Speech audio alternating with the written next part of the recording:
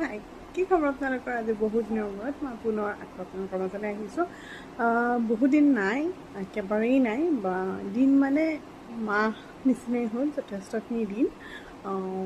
ইয়াৰ বিশেষ কিছুমান কাৰণ আছিলে।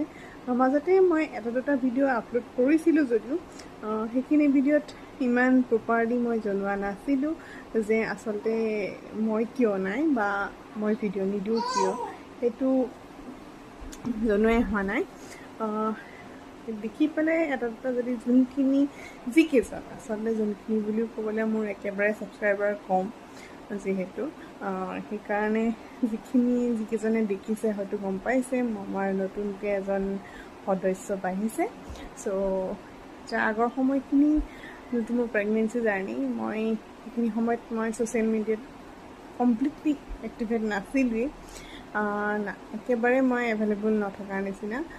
এতিয়া যথেষ্ট সময় কম। তাৰ মাজত এয়া আমাৰ হিয়া, তাই ৰাতিপুৱা উঠিছে। আচলতে তাইক মই হিয়া বুলি মাতো, এনেই প্ৰীণা আমাৰ জাষ্ট মৰ্ণিং টাইম হৈছে, 10:30 বাজিছে। হাই মা, গুড মৰ্ণিং।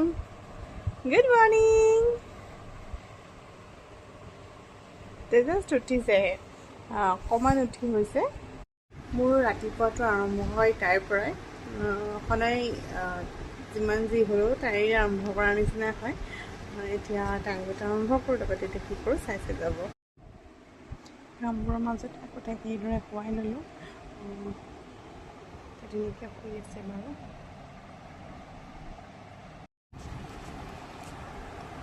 এখন খেলি কৰা মা।